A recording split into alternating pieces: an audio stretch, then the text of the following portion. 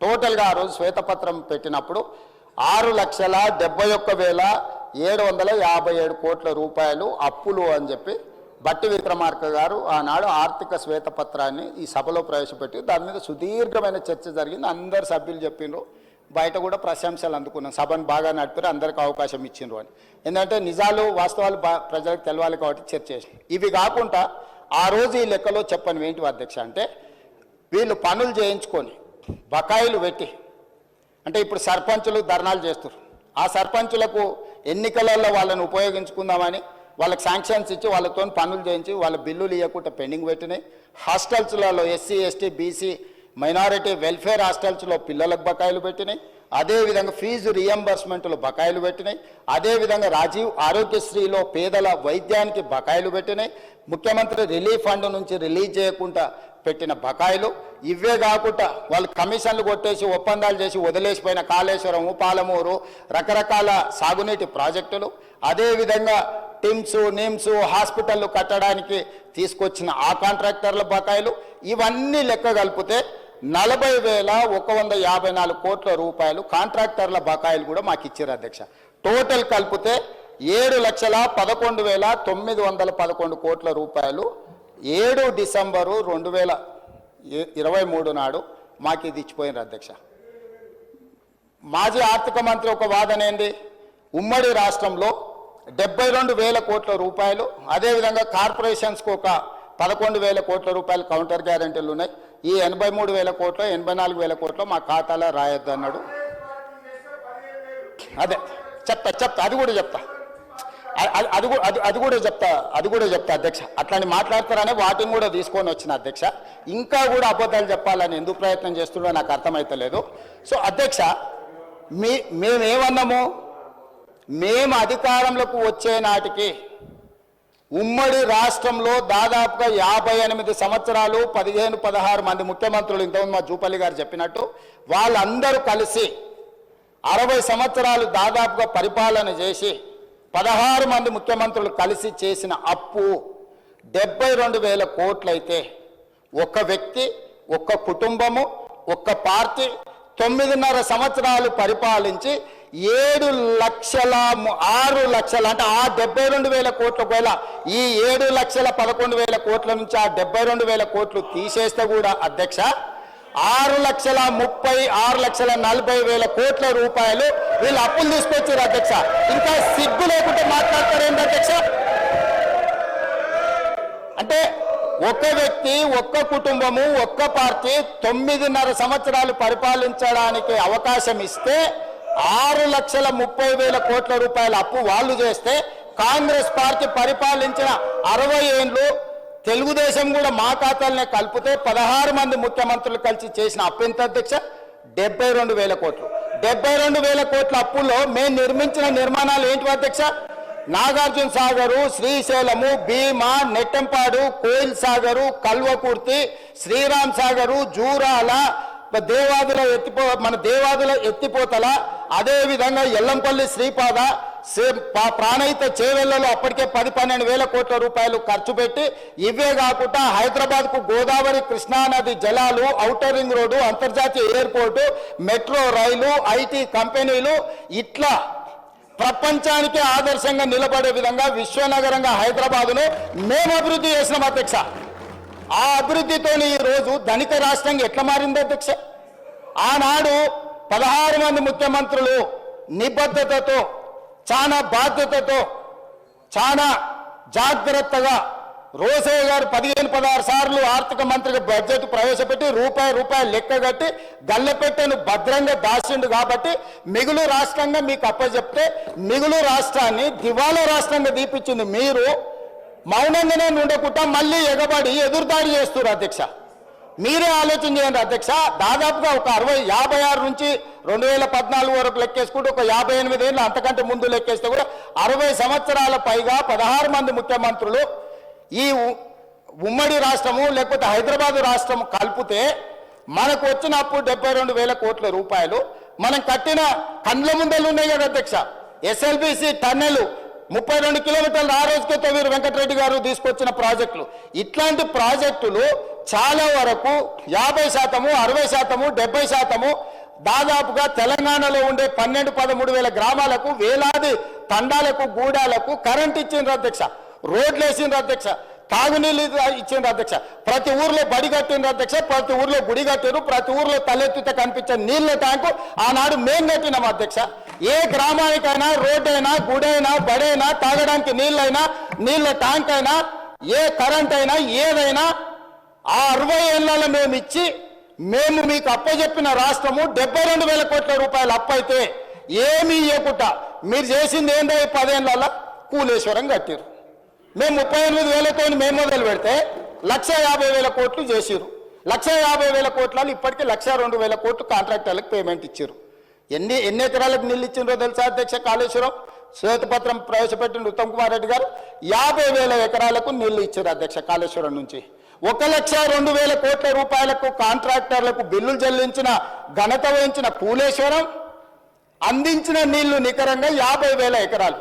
Current bill 11,000 కోట్లు, 10,000 కోట్లు అయింది. మరిగా విద్యుత్ శాఖ మంత్రి వచ్చినాక ఆ లెక్కలు తీస్తాడు. అంటే ఆ 50,000 ఎకరాల పండించిన పంట కరెంటు బిల్లు కూడా సరిపోదు అధ్యక్ష. రైతుకి ఇచ్చుడు ఇచ్చిపెట్టు, రైతుకు కనీస మద్దతు ధర కానీ రైతుకు బోనస్ ఇచ్చిపెట్టు, ఆ 50,000 ఎకరాలలో పండించిన పంట మొత్తం అమ్మి తీసుకొచ్చి కడితే కూడా వీళ్ళు లిఫ్టుల కోసం ఖర్చు పెట్టిన కరెంటు బిల్లుకు సరిపోదు అధ్యక్ష. ఇది వాళ్ళు చేసిన సాధించిన ఘనత, గొప్పతనం. ఇంకా బుకాయించడము, దబాయించడము, ఎదురుదాడి చేయడము, స్పీకర్ స్థానం మీద దాడి చేయడము, ఏమి బెదిరింపు రాజకీయాలు ఎంతకాలం నడుస్తాయి అధ్యక్ష? ఇట్లనే బెదిరిస్తే నిజాం ఏమైంది అధ్యక్ష? కాసిం రిజ్వీ ఏమైంది అధ్యక్ష? గిట్లనే చేస్తే ఎక్కడికి పోయారు బ్రిటిషర్స్? ఎక్కడికి పోయారు అధ్యక్ష గిట్లనే చేస్తే? ఏంటి అధ్యక్ష ఇది? అధ్యక్ష అందుకే నేనేమంటున్నా, మిత్రుడు ఇంకో మాట చెప్పిండు, మీరు వచ్చిన 11 నెలల 1,27,000 కోట్ల రూపాయలు అప్పు చేసిండని చెప్పిండు మిత్రుడు. సంతోషం. లెక్కలు ఎక్కడి నుంచి అన్నదేని ఆయన సోర్స్, ఆయన ఇష్టం. ఆయన సోర్స్ ఏందని నేను అడుగుతలేను. నేను ఆయన సోర్స్ ఏందని అడుగుతలేను.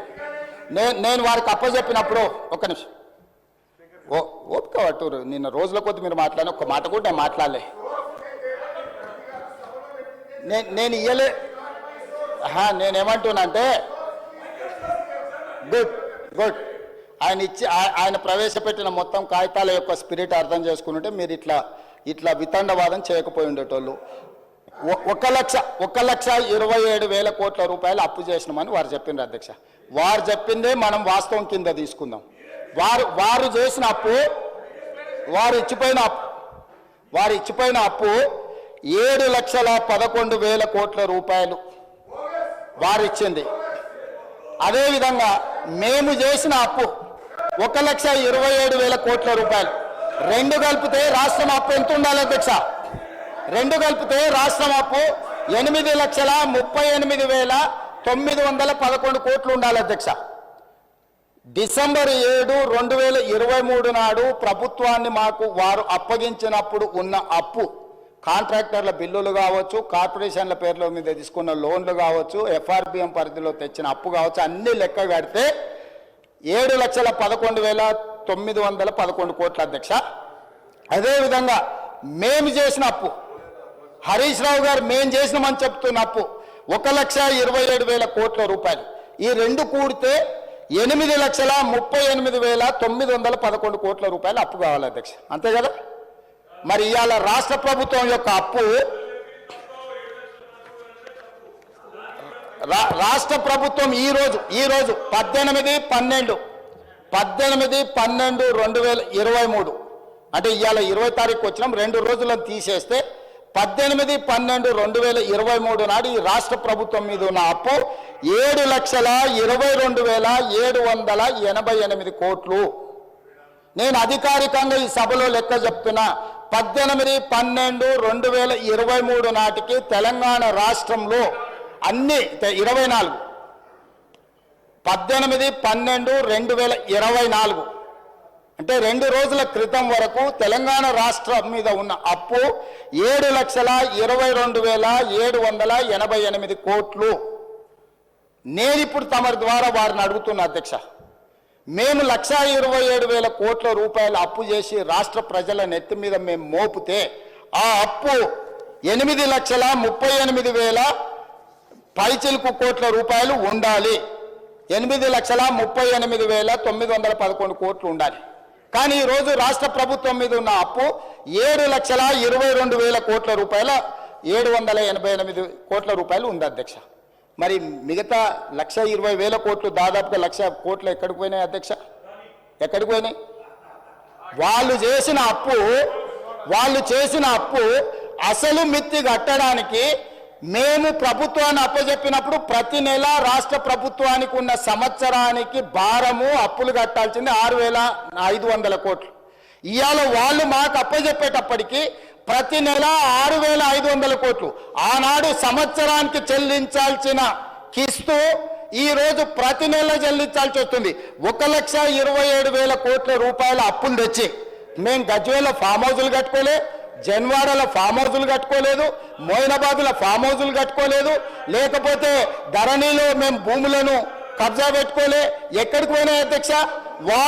వాళ్ళు చేసిన పాపం. వాళ్ళు 10 ఏళ్ళ బొచ్చడు తప్పులు, పుట్టెడు అప్పులు. వాళ్ళు చేసిన తప్పులను సరిదిద్దడానికి, వాళ్ళు తెచ్చిపెట్టిన అప్పులను కట్టడానికి, అప్పులు కట్టడానికి మళ్ళా అప్పులు చేయాల్సి వచ్చింది అధ్యక్ష. వాళ్ళు చేసిన అప్పులకు మిత్తిలు కట్టాలంటే మళ్ళా బ్యాంకులో పోయి తేవాల్సి వచ్చింది అధ్యక్ష.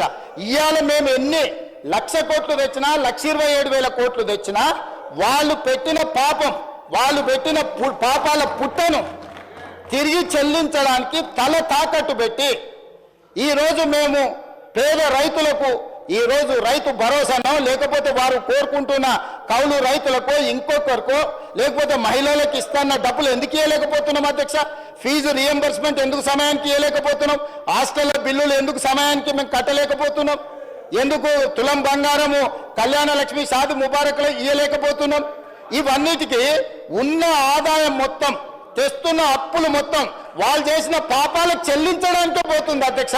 ఇదే 1,27,000 కోట్లు, ఇదే 1,27,000 కోట్లు నా దగ్గర ఉంటే వాళ్ళు చేసిన పాపాలకు, వాళ్ళ తప్పులకు, వాళ్ళ అప్పులకు చెల్లించే భారం నా మీద పడకపోయి ఉంటే ఈ 1,27,000 కోట్లతోని తెలంగాణ రాష్ట్రంలో అద్భుతాలు సృష్టించేటోని అధ్యక్ష. నేను ఏ రైతు కూడా అన్ని పండించిన పంటలకు గిట్టుబాటు ధర ఇచ్చి ఉండేటోని అధ్యక్ష ఉండుంటే, ఏ పిల్లవాడికి కూడా ఫీజు రియంబర్స్మెంట్ ఒక్క రోజు కూడా బకాయి లేకుండా చెల్లించటోని అధ్యక్ష.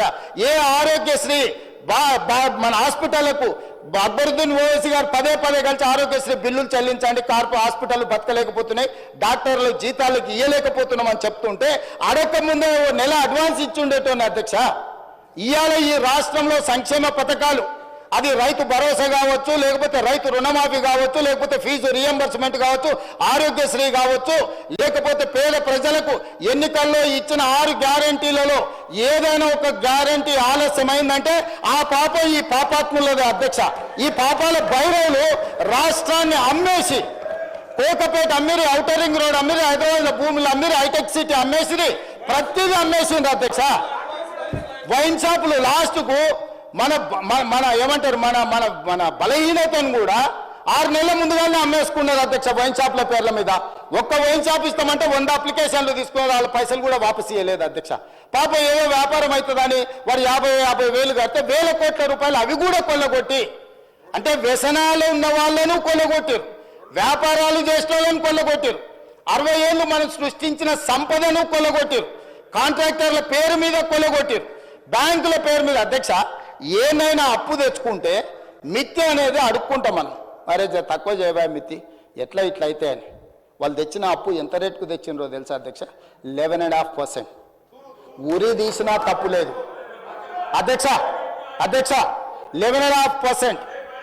ఎక్కడైతే జైకా, వరల్డ్ బ్యాంక్, ప్రపంచంలో గొప్ప బ్యాంకులు కొన్ని ప్రాజెక్టులకు 2% నుంచి 4% మిత్తితో అప్పులు ఇచ్చేది ఉంటే 11.5%తో అప్పులు తేవడం వల్ల ఈరోజు వేలాది కోట్ల రూపాయలు మిత్తికే కట్టాల్సి వస్తుంది అధ్యక్ష.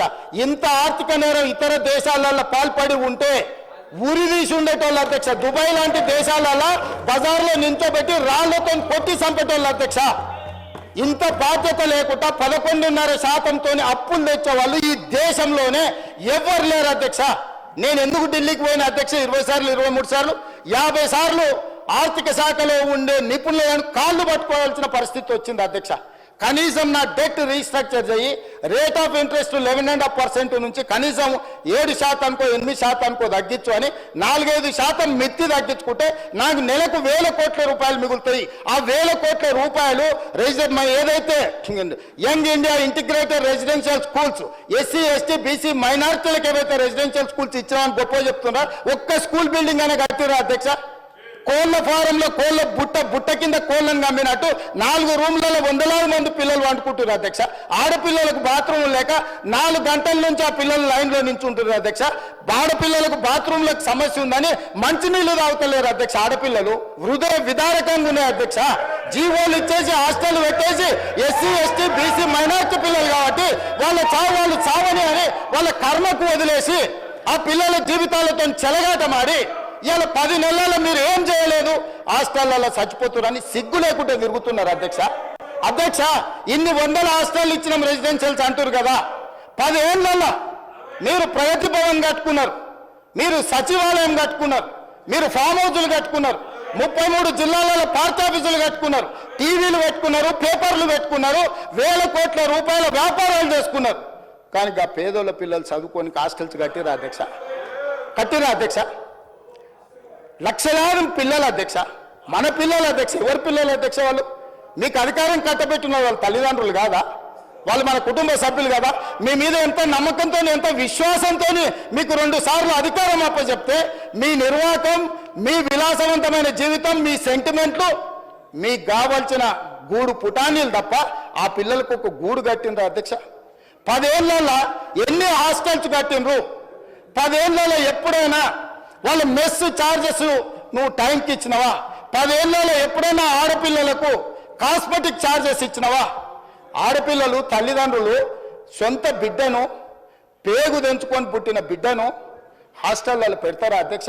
ఎంత పేదరికం ఉంటే, ఎంత తప్పని పరిస్థితి ఉంటే ఒక తల్లి, వీళ్ళు శ్రీమంతులు, వాళ్ళ పిల్లల పట్ల వాళ్ళకి ప్రేమ ఉండొచ్చు, కానీ శ్రీమంతులకు వాళ్ళ పిల్లల మీద ఉన్న ప్రేమ పేదోళ్ళకి లేదా అధ్యక్ష? మా దళితులకు, గిరిజనులకు, ఆదివాసులకు వాళ్ళ పిల్లల మీద ప్రేమ లేదా?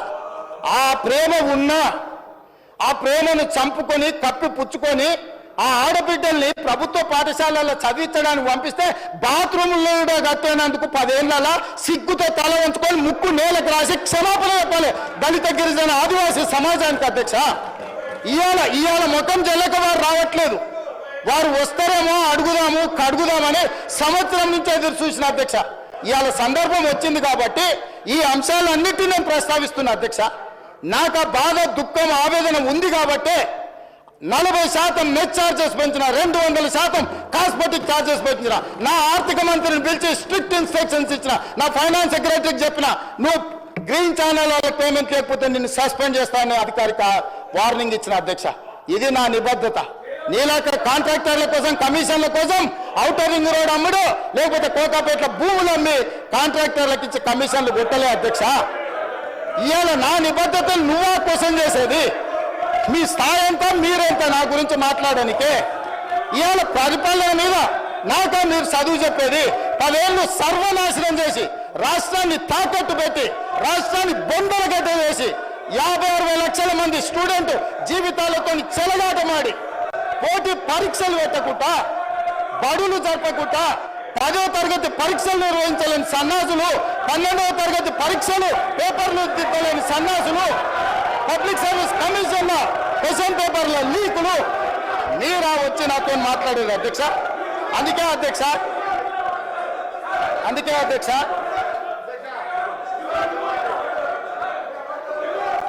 హౌస్ని ఆర్డర్లో పెట్టమని అధ్యక్ష.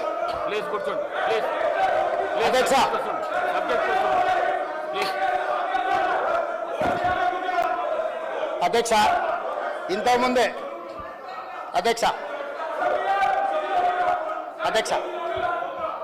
ఇంతకుముందే ఇంతకుముందు సభ్యులు తారక రామారావు గారు మాట్లాడుతూ కాళేశ్వరంలో మేము ఉచితంగా నీళ్ళు ఇస్తామన్నాడు, మిషన్ భగీరథలో ఉచితంగా నీళ్ళు ఇస్తామన్నారు. అదేవిధంగా రకరకాల కార్పొరేషన్ల మీద తీసుకున్న అప్పులు ప్రభుత్వమే కట్టదన్నారు. కానీ గత ఆర్థిక మంత్రి బడ్జెట్లో కానీ రిజర్వ్ బ్యాంక్ ఇచ్చిన రిపోర్ట్లు ఎందుకు రిజర్వ్ బ్యాంకు లెక్కలు చూపించిందంటే Kaleshwaram irrigation project corporation limited పేరు మీద 64,651 కోట్లు అప్పు చేస్తే ప్రభుత్వం యొక్క లయబిలిటీ 16,162 కోట్ల రూపాయలు అని చెప్పారు. ఓన్లీ 25% గవర్నమెంట్ లయబిలిటీ అని చెప్పి 22-23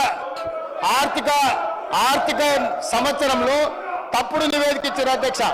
అదేవిధంగా Telangana drinking water supply corporation లిమిటెడ్లో 22,427 కోట్లు అప్పు చేస్తే 11,213 కోట్లు అని చూపించారు అధ్యక్ష. అదేవిధంగా షీప్ డెవలప్మెంట్ కార్పొరేషన్ కింద 1,314 కోట్లు అప్పు చేస్తే 65 కోట్లు మాత్రమే మా బాధ్యత అని ఇట్లా మొత్తం 19 కార్పొరేషన్ల అధ్యక్ష.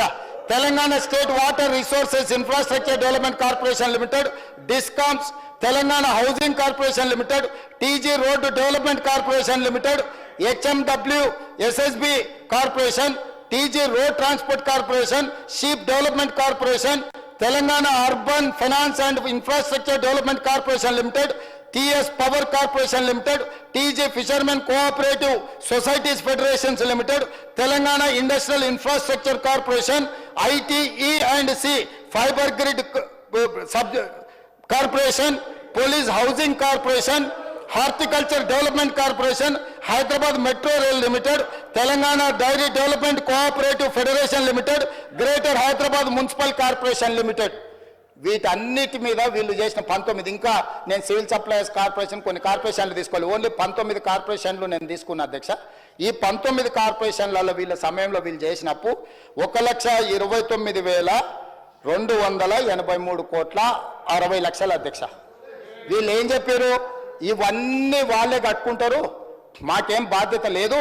ఇందులో ఒక దాంట్లో 5%, ఇంకో దాంట్లో 25%, ఇంకొక దాంట్లో 50% మాత్రమే ప్రభుత్వం బాధ్యత.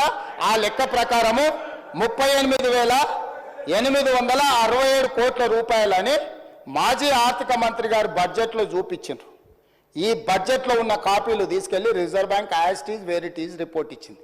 వేరాస్ 1,29,243 crores ఉన్న కార్పొరేషన్ల అప్పును వీళ్ళు తగ్గించి చూపించి 38,867 crores చూపించడంతో దాదాపుగా 80,000 కోట్ల రూపాయలు లెక్కలు అందులో తగ్గినాయి అధ్యక్ష. ఇప్పుడు నేను సూటిగా అడిగేది, ఇంతకుముందే సభ్యులు తారక రామారావు గారు మాట్లాడుతూ ఒక మాట అన్నారు, కాళేశ్వరం కార్పొరేషన్ కింద రైతులకు ఫ్రీగా నీళ్ళు ఇస్తామని, వాటర్ గ్రిడ్లో 100% ఫ్రీగా నీళ్ళు ఇస్తామని. వారు అట్లా చెప్పిండ్రా? హరీష్ రావు గారు ఏం చెప్పిండ్రు? ఇందులో 75% వసూలు చేస్తామని రాసిండు అధ్యక్ష. 25% ప్రభుత్వం బాధ్యత, 75% ఆ 25% దీని నుంచి. అదేవిధంగా డ్రింకింగ్ వాటర్లో 50% వసూలు చేస్తామని రాసిండు అధ్యక్ష. అదేవిధంగా అదేవిధంగా షీప్ డెవలప్మెంట్ కార్పొరేషన్లో 95% వసూలు చేస్తామని అడిగింది అధ్యక్ష. మా బీర్ లైలే ఈయన ఉన్నాడు. మా గొర్రె కాపరులకు ఏదైతే ఈ పథకం ఇచ్చిండ్రో గొర్రెల బర్రెల పథకంలో 100% ఫ్రీగా అని వాళ్ళు చెప్పారు. వాళ్ళు కొంత ఫీజు కట్టుకుంటే మిగతాది వీళ్ళు ఇచ్చేది ఏదైతే ఫండ్ ఉందో ఇక్కడ 95% గొర్రె కాపరుల నుంచి వసూలు చేస్తామని ఇక్కడ రాసిండ్రు అధ్యక్ష. అదేవిధంగా అధ్యక్ష తెలంగాణ అర్బన్ ఫైనాన్స్ ఇన్ఫ్రాస్ట్రక్చర్ అంటే ఇక్కడ చేసే దాంట్లో 5% మాత్రమే వసూలు చేస్తాం, 5% మాత్రమే స్టేట్ గవర్నమెంట్ కడితే మిగతా మొత్తం మేము వాళ్ళు ఎవరైతే ఉపయోగించుకుంటారో వాళ్ళ దగ్గర. అంటే ఈరోజు ప్రభుత్వానికి ఇంకా ఎక్కువ అప్పులు చేసుకోవడానికి దొంగ లెక్కలు రాసి ప్రభుత్వానికి ఇంకా అప్పులు చేసుకోవడానికి వెసులుబాటు ఉందని ఇంకొక 1,00,000 కోట్లు మళ్ళా అప్పులు తెచ్చి అత్యధిక వడ్డీతో తెచ్చి వాటిని కూడా కొల్లగొడదామని కుట్రతోని దొంగ లెక్కలు చూపించి పాపం చంద్రశేఖరరావు గారు కూడా ఈయన కంటే ముందు ఆర్థిక మంత్రి ఉన్నాడు, పాపం ఆయన ఉన్నట్టు చూపించండి. ఆయన దొంగ లెక్కలు చూపించాలి. యువతలు ఏం లెక్క ఉందో ఈ పట్టికలు ఉన్నదే చూపించండి. ఆయన అంతకంటే ముందు పోయిన ఆ వెనకాల ఉన్న ఆయనకు చాలా మంచి మిత్రుడు కేసులు ఇచ్చి బయటికి తోలిండు కదా, ఆయన పేరు ఈటెల రాజేందర్. ఈటెల రాజేందర్ కూడా ఈ దొంగ లెక్కలు చూపించలేదు అధ్యక్ష. పాపం ఆయన కూడా ప్లెయిన్గా ఉన్నట్టు చూపించండు. ఈటెల రాజేందర్ 5 ఏళ్ళు, చంద్రశేఖరరావు గారు 1 సంవత్సరం, 6 సంవత్సరాలు నేను చెప్పిన 1,29,000 కోట్ల ప్రకారం రాష్ట్ర ప్రభుత్వం అప్పులు తెచ్చిందని రిజర్వ్ బ్యాంకుకు బడ్జెట్లో పెడితే ఘనత వహించిన ఈ పెద్ద మనిషి వచ్చి దీన్ని తగ్గించి 38,000 కోట్లకు చూపించి ఈయన వ్యవహారం ఎట్లుందంటే క్వశ్చన్ పేపర్ ఈయనే తయారు చేసిండు, పరీక్షలు ఈయననే రాసిండు, పరీక్షల పేపర్లు ఈయననే దిద్దుండు. నాకు సన్మానించాలి, 100కి 110 మార్కులు వచ్చినాయి నాకు అని. అయ్యా నువ్వే రాస్తేవి, నువ్వే ఇస్తేవి, నువ్వే బడ్జెట్లో పెడితే గదే రిజర్వ్ బ్యాంకు తీసుకుని రిజర్వ్ బ్యాంకు గదే ప్రింట్ చేసి దాని కింద మళ్ళీ ఇట్లా వితండవాదం చేస్తారని సుక్క పెట్టి కింద పెట్టారు. నా source Telangana state budget source అని చెప్పి నువ్వు ఇచ్చిన సోర్సు, నువ్వు ఇచ్చిన దొంగ లెక్కలు, నువ్వు ఇచ్చిన తప్పు లెక్కలు రిజర్వ్ బ్యాంకు తీసుకొని లెక్కలు రాస్తే మళ్ళీ అది తీసుకొచ్చి సభలో పెట్టే సూచన రిజర్వ్ బ్యాంకు నాకు సర్టిఫికెట్ ఇచ్చింది, నాకు మెడల్ ఇచ్చింది, నన్ను మీరు సన్మానిస్తారా లేదా? ఇప్పుడు ఈ సభలో నాకు నిలువెత్తు సన్మానం చేసి అదేదో నిలువు మన సమ్మక్క సార్ లెక్క లేదు చేస్తారు కదక్క. ఆయనకు నిలువెత్తు బంగారంతో సన్మానం చేయమని వచ్చాడు, నిలబడ్డాడు అధ్యక్ష. హైట్ కూడా తక్కువ లేడు, ఒకవేళ అట్లా చేద్దామన్నా. అంటే నేను అడిగేది ఏంటి అధ్యక్ష అంటే, మీరు ఇచ్చిన తప్పు లెక్కలు మీరు ఎంతకాలము తప్పుదో పట్టిస్తారు, ఇంకెంతకాలం ప్రజల్ని మోసం చేస్తారు, అబద్ధాల లెక్కలతో ఎంతకాలం ఈ ప్రజల్ని మభ్యపెడతారు? నిజాలు ఇప్పటికైనా గ్రహించండి. నా రిక్వెస్ట్ ఒక్కటే, ఏం మించిపోలే, 10 ఏళ్ళు మీరు ప్రభుత్వాన్ని నడిపినారు, ప్రజలు మాకు అవకాశం ఇచ్చారు, మమ్మల్ని ఊపిరి తీసుకొని అప్పులేడునే తప్పులేడునే మమ్మల్ని చూడనియండి, సర్దుకొనియండి, మమ్మల్ని అసలు కూడ తీసుకోకముందే, చేతులు కాళ్ళు దగ్గరికి తీసుకోకముందే ఎట్లనే చేసి రెక్కలు ఇరిసేయాలి, వీళ్ళని ఎట్లనే చేసి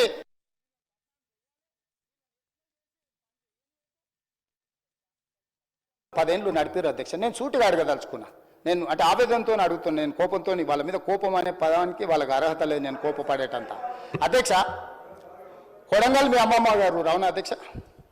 మీ మీ మీ అమ్మమ్మ ఊరు కొడంగలే కదా? ఆ ప్రాంతం ఎంత వెనుకబడ్డది అధ్యక్ష మీకు తెలియదా? మీరు చూసింది కదా, కళ్ళతో చూసుకుంటూ పెరిగింది కదా. దేవుడు నాకు ఒక అవకాశం ఇచ్చి, నా ప్రాంతం కాకపోయినా, నేను పుట్టకపోయినా, నేను అక్కడ పెరగకపోయినా 2009లో 14 రోజుల్లో నన్ను ఆశీర్వదించి 7,000 ఓట్లతో నన్ను ఎమ్మెల్యే గెలిపించారు అధ్యక్ష. 5 సంవత్సరాల తర్వాత అదే ప్రజలు మళ్ళీ నన్ను 14,000 ఓట్లతో గెలిపించారు అధ్యక్ష.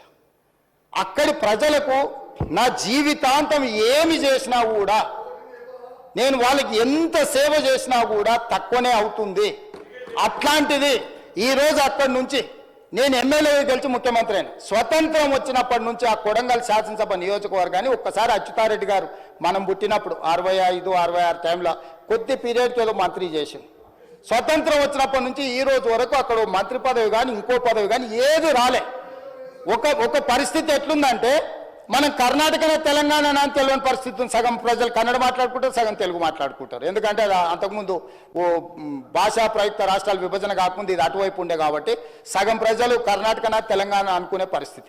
ఇప్పుడు లేక ఆ ప్రజల అదృష్టమో, నాకు దేవుడిచ్చిన అవకాశమో, ఇవాళ నేను అక్కడ ఎమ్మెల్యేనైనా ముఖ్యమంత్రిని అయినా అధ్యక్ష. నేను అక్కడ వేలాది మంది నిరుద్యోగ యువతులు ఉన్నారు, ఎక్కువ చదువుకున్న వాళ్ళు లేరు. కొన్ని పరిశ్రమలు తెచ్చి ఆ పరిశ్రమల ద్వారా వాళ్ళకు ఉద్యోగ ఉపాధి అవకాశాలు కల్పించాలని ప్రయత్నం చేసిన.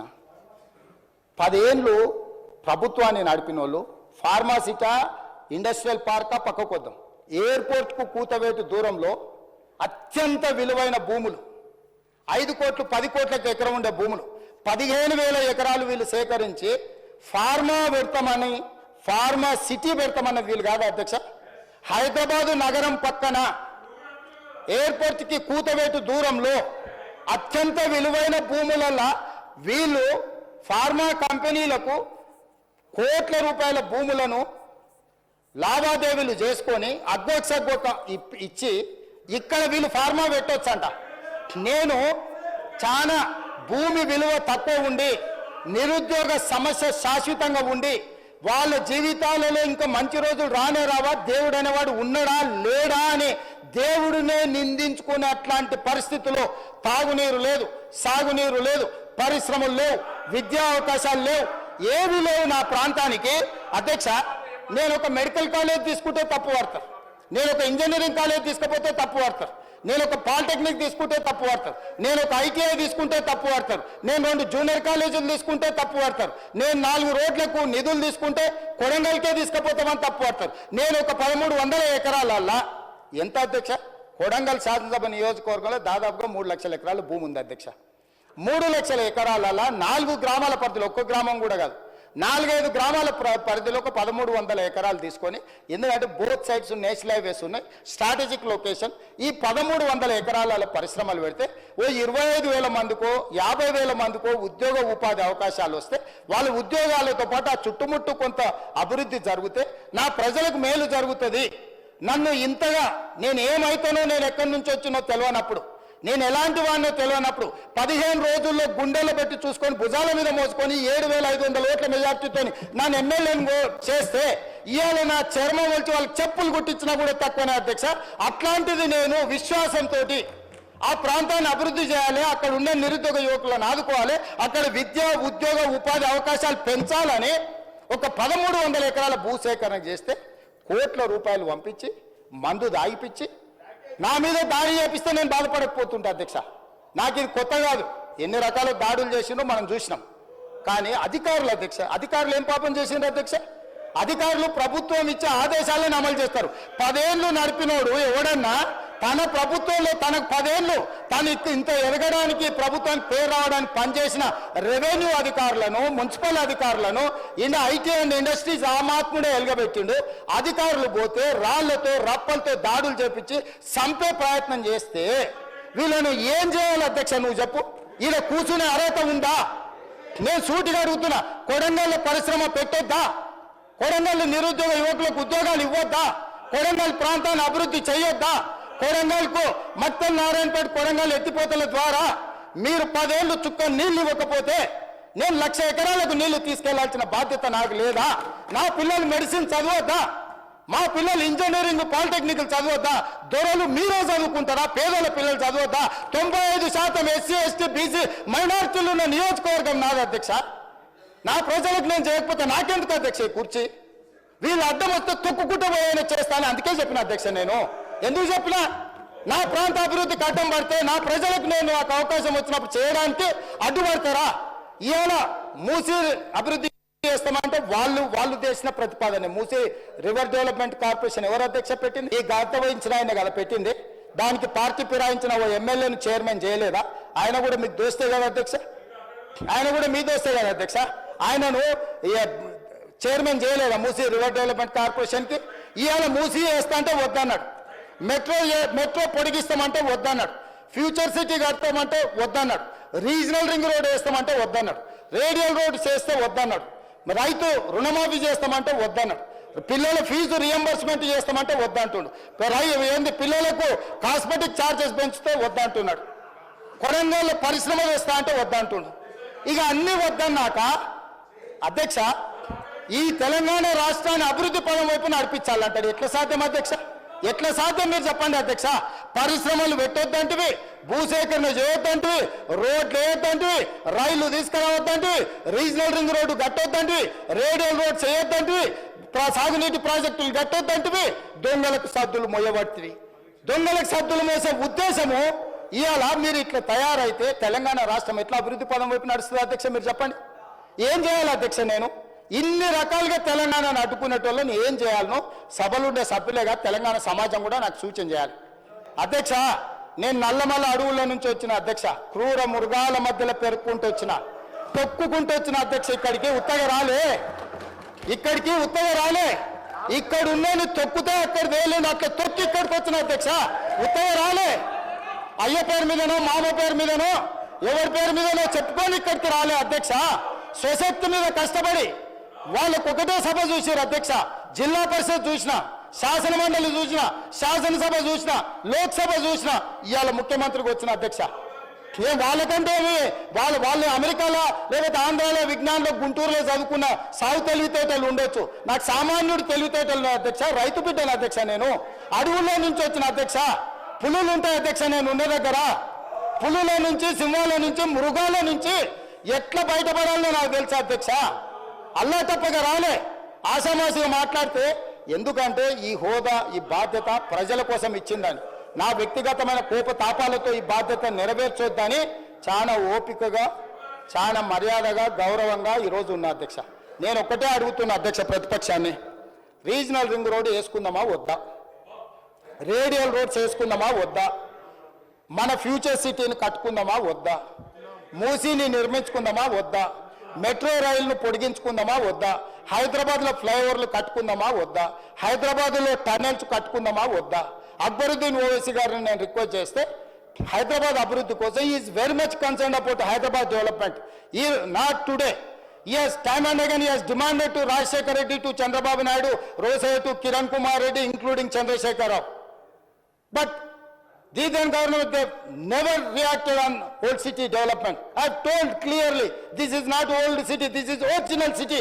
I have to develop original city. That is what my commitment, that is what I am doing.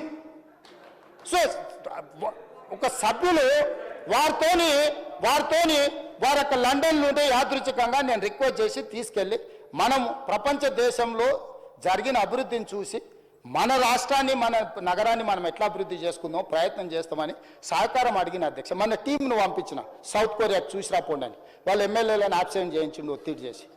నేను ఆల్ పార్టీ కమిటీ పంపించిన అధ్యక్ష. నేను నా ఎమ్మెల్యేలను పంపించాలి, అధికారులను పంపించిన. ఎందుకంటే ఇతర దేశాలలో జరిగిన అభివృద్ధిని చూడడం ద్వారా దుబారా తగ్గించడం ఎట్లా, ప్రపంచంతో పోటీ పడడం ఎట్లా అనే దాంతో నేను కొన్ని దేశాలు తిరిగి వచ్చిన. తమరు చూసి వచ్చారు, south Korea council chairperson Sukhender Reddy గారు చూసి వచ్చిండ్రు, ఎమ్మెల్యేలు పోయి వచ్చిండ్రు. వాళ్ళ ఎమ్మెల్యేలు పోతామంటే ఆఖరి నిమిషంలో వాళ్ళని పోవద్దని ఒత్తిడి చేసి వాళ్ళని పోనీయలేదు అధ్యక్ష. నేను ఒకటే అడుగుతున్నా అధ్యక్ష, ఏం బుద్ధి ఇది అధ్యక్ష, ఏం బుద్ధి ఇది? ఇది మంచిదా తెలంగాణ రాష్ట్రానికి? ఇందుకోసమైనా తెలంగాణ రాష్ట్రం సాధించుకున్నది, ఇందుకోసమైనా 1200 మంది విద్యార్థులు ప్రాణాలు త్యాగం చేసి అమరులై తెలంగాణ రాష్ట్రం సాధించుకుంటే, ఆ సాధించుకున్న తెలంగాణను అభివృద్ధి చేసుకునే సోయి మనకు లేకపోతే, సోయున్నోడు చేస్తుంటే కాళ్ళలో కట్టబెట్టి అడ్డం పడి ఇట్లా చేస్తే ఈ దుర్మార్గులను తెలంగాణ సమాజం క్షమిస్తుంది అధ్యక్ష? మీరు చెప్పండి. ఈ ఆర్థిక ఉగ్రవాదులను తెలంగాణ సమాజం ఎంతకాలం భరించాలని నేను అడుగుతున్నా అధ్యక్ష. అందుకే అధ్యక్ష ఈరోజు రైతు భరోసా రైతుల కోసము, ఈరోజు రైతు భరోసా రైతుల కోసము, నగర అభివృద్ధి ఉద్యోగాలు చేసుకున్న విద్యార్థుల కోసము, విద్యను పెంపొందించడము, సాంకేతిక నైపుణ్యము, young India skills university, young India sports university, young India integrated residential schools, ఇవన్నీ వినూత్నమైన ఆలోచనలు. మీరు స్పోర్ట్స్ స్టేడియంలు గతంలో కడితే దేనికి ఇచ్చిండు అధ్యక్ష? సన్బాన్ పార్టీలకు ఇచ్చిండు అధ్యక్ష, డ్రగ్స్ తీసుకునే పార్టీలకు ఇచ్చిండు అధ్యక్ష. సిగ్గులేదు అధ్యక్ష. స్టేడియం క్రీడల కోసం నిర్మించిన గచ్చిబౌలి స్టేడియంలో తాగి ఊగడానికి ఎవడన్న బాధ్యత ఉన్నోడు ఇస్తాడా అధ్యక్ష? అట్లాంటి పనులు చేసి మళ్ళీ ఇక్కడికి వచ్చి వాదిస్తారు, ఇక్కడికి వచ్చి దబాయిస్తారు. ఏంది అధ్యక్ష ఇది?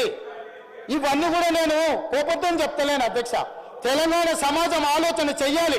అక్కడున్న మిగతా సభ్యులకు కూడా తెలంగాణ సమాజం పట్ల కొంత కమిట్మెంట్ ఉన్న పార్టీలు ఉండ్రు. విధి లేని పరిస్థితుల్లో, తప్పని పరిస్థితుల్లో, రాజకీయ విధి లేని పరిస్థితుల్లో ఉండొచ్చు. అట్లాంటి వాళ్ళు సావాసం చేయకండి. వాళ్ళు కేవలం దొంగలకు సద్దులు మోసేటోళ్ళే, తెలంగాణ సమాజం కోసం పనిచేసే వాళ్ళు కాదు. అక్కడ ఉండే మా సహచరులు కొంతమంది ఆఖరి పెంచిన వాళ్ళు ఉండ్రు, నాకు కావాల్సిన వాళ్ళు, వాళ్ళకి తెలుసు వాళ్ళ ఆవేదన, వాళ్ళ బాధ, వాళ్ళు కూడా మీకు తెలుసు అధ్యక్ష. విధి లేని పరిస్థితుల అచేతనంగా వాళ్ళు బాధపడుతున్నారు. ఎందుకంటే వాళ్ళు ఈ నగరం వాళ్ళు అధ్యక్ష, ఇక్కడనే పుట్టిరు, ఇక్కడనే పెరిగిరు. ఈ నగరం అభివృద్ధి ఎంతో వాళ్ళ గౌరవం పెరుగుతుంది. ఇవాళ ఈ నగరం పరిస్థితి ఢిల్లీ చూసిరు కదా అధ్యక్ష. ఢిల్లీ కాలుష్యం వల్ల బడులు బంద్ అయినాయి, వ్యాపారాలు బంద్ అయినాయి, పార్లమెంటు బంద్ అయింది. అక్కడ ఉన్న వాళ్ళందరూ వలసలు పోతున్నారు ఇతర ప్రాంతాలకు. హైదరాబాద్ నగరాన్ని కూడా అట్లా చేసుకుందామా అధ్యక్ష? నల్గొండ జిల్లా ఏం పాపం చేసింది అధ్యక్ష? మా ఎంకన్న పదే మాట్లాడుతుంటే మీరు విన్నారు కదా. ఏం పాపం చేసి ఫ్లోరైడ్ భూమిలో ఉంటే ఆ ఫ్లోరైడ్ బాధితులు ఇప్పటికీ తరతరాలుగా కాలు వంకర, నడుము వంకర ఇవాళ బతకలేని పరిస్థితి నల్గొండ జిల్లాలో ఉంటే ఎస్ఎల్బిసి టన్నెల్ ద్వారా 3.5 లక్షల ఎకరాలకు నీళ్లు ఇచ్చి ఆ నల్గొండ జిల్లాను బాగు చేయాలని ఈరోజు బ్రాహ్మణవెల్లి కానీ, పిలాయపల్లి కాలువ కానీ, ధర్మారెడ్డి కాలువ కానీ ఈ ప్రాజెక్టులని పూర్తి చేయాలని వాళ్ళు కంకణం కట్టుకొని ప్రయత్నం చేస్తే 10 ఏళ్ళు పొడవు పెట్టింది అధ్యక్ష. ఎస్ఎల్బిసి 32 కిలోమీటర్ల ఆనాడు ఉమ్మడి రాష్ట్రంలో టన్నెల్ పూర్తి చేస్తే 10 కిలోమీటర్ల టన్నెల్ పూర్తి చేయకుండా నల్గొండకు అన్యాయం చేశారు, ద్రోహం చేశారు అధ్యక్ష. అన్యాయం అన్నది దీన్ని. అక్కడ ఉన్న జగదీశ్వర్ రెడ్డి గారిని గుండెల మీద చేసుకొని చెప్పమని వాళ్ళు చేసింది కరెక్ట్ అని 10 ఏళ్ళు 10 కిలోమీటర్లు టన్నెల్ తవ్వకపోవడం కేసీఆర్ గారి గొప్పతనం, మా పార్టీ సాధించిన విజయం అని జగదీశ్వర్ రెడ్డి గారు చెప్పగలరా నల్గొండ ప్రజలకని నేను అడుగుతున్నా అధ్యక్ష. ఇవాళ ఈ నగరం నుంచి వెలువడుతున్న కాలుష్యం, పరిశ్రమల నుంచి తీసుకొచ్చి పోస్తున్న కాలుష్యం, ఈరోజు ఫార్మా కంపెనీల నుంచి అదర్ ఇండస్ట్రీస్ కాలుష్యం, ఇదే కాదు అధ్యక్ష, పశువుల కలేబరాలు, మనుషుల శవాలు ఈరోజు కొట్టుకుపోయి నల్గొండ ప్రజలకు శవాలను తెల్లారి లేస్తే ఏ శవాన్ని చూడాల్సి వస్తుందో అని వాళ్ళు బాధతోనే ఈరోజు బతుకుతున్నారు అధ్యక్ష, భయంతో బతుకుతున్నారు అధ్యక్ష. ఇలా మూసి పరివాహక ప్రాంతంలో పండించిన పంట ఏది తినట్లేదు అధ్యక్ష. నేను మొన్న పోయినప్పుడు ఆడపిల్లలు తల్లులు వచ్చాన్నారు, కొత్తగా పెళ్ళి అయితే పిల్లలు కూడా పుట్టట్లేదు ఈ నీళ్ళ వల్ల, మేము గర్భం దాల్చాలంటే కూడా మాకు భయం అవుతుంది అని ఆడబిడ్డలు వచ్చి చెప్పారు అధ్యక్ష. మూసి ప్రక్షాళన చేస్తాము, మూసీలో ఒక మంచి నీళ్లు నల్గొండ జిల్లాకు పంపుదాము, ఆ నల్గొండ జిల్లా దేవుడు ఒకవేళ వాళ్ళకి శాపం పెట్టినా ఆ శాపాన్ని మనం కష్టపడి కడుక్కుందాం అని అంటే మూసి గట్టొద్దు, ఎట్లా కడతావో నేను చూస్తా అంటాడు అధ్యక్ష. ఇదేనా అధ్యక్ష ప్రధాన ప్రతిపక్షం చేయాల్సిన పని? వీళ్ళు ఇట్లనే ఉంటారు అధ్యక్ష. మరి ఆయన ఇదే చెప్పి తోలుతున్నాడా వీళ్ళ? నిన్న అక్బరుద్దీన్ ఓవైసీ గారు అదే అడిగారు, ఆయన ఇచ్చిన ట్రైనింగ్ ఇదేనా ఇదేనా వాళ్ళు ఇచ్చిన ట్రైనింగు? ఇవాళ ఇట్లా తయారైతే, విధ్వంసకారులుగా తయారైతే, తెలంగాణను విధ్వంసం చేయాలని వీళ్ళు బయలుదేరితే, ఇట్లాంటి విధ్వంసం చేసేటోళ్లకు ఎలాంటి బరి తెగించిన క్రూర ముగాలనైనా బోనులు బంధించే శక్తి నా సభకు, నా సభ్యులకు ఉంది అధ్యక్ష. నేను ఇవాళ సవాలు విసురుతున్నా, రా నల్గొండ పోదాం, భువనగిరి పోదామా, నల్గొండ పోదామా, ఆలేరు పోదామా, రంగారెడ్డి జిల్లా పోదామా, ఎల్బీ నగర్ పోదామా, మహేశ్వరం పోదామా, నకరేకల్ పోదామా, మరి రాజగోపాల్ మునుగోడు పోదామా, ఏడుగు పోదామా, రాండి బాబామాతలు ఇద్దరు, నేను రాజగోపాల్ గారు గన్మెన్లు లేకుంటేస్తాం, మీరిద్దరు గన్మెన్లు లేకుంటారా అని ప్రజల దగ్గర పోదాం, అడుగుదాం. మూసి కట్టాలనా, మూసి కడగాలనా వద్దా, మూసి ప్రక్షాళన చేయాలనా వద్దా, నల్గొండ ప్రజలను అడుగుదాం అధ్యక్ష. ఎంత దుర్మార్గం అధ్యక్ష, ఉమ్మడి రాష్ట్రంలో కూడా వాళ్ళు ఇంత ద్రోహం చేయలేదు, అంతకంటే ద్రోహులుగా తయారైండ్రు. ఇదేంటి అధ్యక్ష ఈ కక్ష, ఈ రకమైన వ్యవహారము? కాబట్టి దయచేసి అధ్యక్ష ఈ చర్చ రైతులకు ఉపయోగపడేటట్టు ఉండాలి. ఈరోజు ఈ సభలో రైతు భరోసా మీద స్వల్పకాలిక చర్చ మా మంత్రి తుమ్మల నాగేశ్వరరావు గారు ఏదైతే ప్రవేశపెట్టినరో, దయచేసి పంతాలకు పట్టింపులకు పోకండి. మనం చిన్నగా ఉన్నప్పుడు బట్టలు వేసుకోకుంటుంటాం, కొంచెం పెద్దగా అయినాక నిక్కర్ వేసుకుంటాం, కొంచెం పెద్దగా అయితే ప్యాంట్ వేసుకుంటాం, బాగుపడితే సూట్ వేసుకుంటాం, అంతే కదా అధ్యక్ష? అట్లనే రైతుకు మన వెసులుబాటును బట్టి, మన ఆర్థిక స్థితిగతులను బట్టి వాళ్ళకి మేలు చేయడానికి ఎన్నో రకాల ఉపాయాలు, ప్రణాళికలు తీసుకొస్తాం. ఈరోజు సరే మీరు మొదలు పెట్టారా, మంచిది, దాన్ని కొనసాగిద్దాం, ఇంకా మంచిగా చేద్దాం, దుబారా తగ్గిద్దాం. దుబారా తగ్గించడం ద్వారా ఇంకా కొంతమందికి ఎక్కువ మేలు జరుగుతుంది, ఇంకా పెంచివచ్చు. ఇట్లాంటివి ఏమైనా ఉంటే కన్స్ట్రక్టివ్ సజెషన్స్ ఇవ్వండి. 10 years మీరు ప్రభుత్వాన్ని నడిపారు, ఆ బాధ్యత మర్చిపోకండి. 10 సంవత్సరాలు ప్రభుత్వం నడిపిన వాళ్ళు ఎంత బాధ్యతాయుతంగా నడిపించాలి. మొదటి సంవత్సరం, ఇంకా సంవత్సరం, నిన్నగాక మొన్ననే సంవత్సరం పూర్తి చేసుకున్నాం. సంవత్సరం పూర్తి చేసుకోకముందే 10 ఏళ్ళు మీరు పరిపాలించి సంవత్సరం కాకంటే ముందే మనల్ని ఇట్లా ఇబ్బంది పెట్టి, మిమ్మల్ని అగౌరవపరిచి, సభ్యులతోని వాదోపవాదాలు, వాడిగా వేడిగా చర్చ వేరే అధ్యక్ష. సభాధ్యక్షుడు గౌరవాన్ని అన్న కాపాడాలి కదా. 10 ఏళ్ళు నేను అది చేసినా ఇది చేసినా అంటే 21 సంవత్సరాలు నాకు అనుభవం ఉంది అంటుండే. 21 సంవత్సరాల అనుభవం ఉన్నాడు స్పీకర్ గారి మీద దాడి చేస్తాడు అధ్యక్ష. ఇది పద్ధత? మీరే వీడియోలో నేను ముందు చూడలే, పోయినాకేదో టీవీలో చూపిస్తే చూసినా. ఇదా పద్ధతి అధ్యక్ష? ఇదేనా వాళ్ళు నేర్చుకున్న చదువు? ఎక్కడ నేర్చుకొచ్చిండ్రు అధ్యక్ష ఇట్లాంటి చదువు? కాబట్టి దయచేసి ఇప్పటికైనా మిగతా సభ్యులతో పాటు మీరు, ఎందుకంటే వాళ్ళు మాట్లాడే అవకాశం పోయింది, నాకు తెలిసి మీరు మళ్ళీ అవకాశం ఇస్తారని నేను అనుకోవడం లేదు.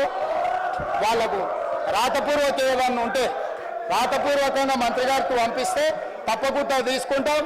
మీరు అందరికీ అవకాశం ఇవ్వాలి, ఏ పార్టీలు వాళ్ళ సూచనలు, ఎందుకంటే ఇది అత్యంత కీలకమైన విషయం కాబట్టి మిగతా సభ్యులందరూ కూడా అవకాశం ఇవ్వండి.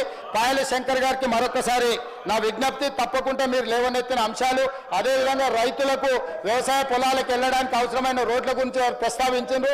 మీరు నేను అనుకుంటే NREGSలో కొంత స్టేట్ గవర్నమెంట్ ఏదో విధంగా రాష్ట్ర కేంద్ర ప్రభుత్వాలు ఒకరికొకరు సహకరించుకొని మీ ఫ్లోర్ లీడర్ మహేశ్వర్ రెడ్డి గారితో సమయం తీసుకుంటే అందరం కలిసి ఢిల్లీకి వెళ్దాం. కేంద్ర ప్రభుత్వానికి వెళ్తే నాకు ఎలాంటి బేసిజాలు లేవు. కేంద్ర రాష్ట్ర ప్రభుత్వాలు సత్సంబంధాలు ఉండాలి, మనకు కావాల్సిన నిధులు అడగాలి. అడగని అమ్మాయినా పెట్టదన్నారు. మన కేంద్ర ప్రభుత్వం దగ్గరికి వెళ్ళి అడగకపోతే ఇస్తారా? ఎందుకు ఇస్తారు? కాబట్టి ప్రధానమంత్రి నుంచి ఏ మంత్రి దగ్గరకైనా నాకు ఎలాంటి బేసిజాలు లేవు, తెలంగాణ రాష్ట్ర ప్రజల కోసం ఎక్కడికైనా నేను వస్తా, ఎవరినైనా నేను కలుస్తా. నేను ముఖ్యమంత్రి అనే అహంభావము అహంకారము నాకు లేదు. నేను ముఖ్యమంత్రి అంటే బాధ్యత అనుకుంటున్నా. ఈ బాధ్యతను నేను ప్రజల కోసం వినియోగించాలనుకుంటున్నా. ప్రధానమంత్రి నుంచి ఏ మంత్రి దగ్గరికైనా తెలంగాణ రాష్ట్ర అభివృద్ధి కోసం ఉపయోగపడే ఏ పెట్టుబడిదారుడు వచ్చినా నేను కలుస్తాను. 24 గంటలు ఈ తెలంగాణ కోసం పనిచేస్తా. ఆ విధంగా ముందుకు తీసుకెళ్తే రైతు భరోసా మీద మాట్లాడని సభ లేదంటే వాళ్ళకి అవకాశం ఇచ్చి వాళ్ళని కూడా చెప్పనివ్వాల్సిందిగా కోరుకుంటూ సెలవు తీసుకుంటున్నా అధ్యక్ష.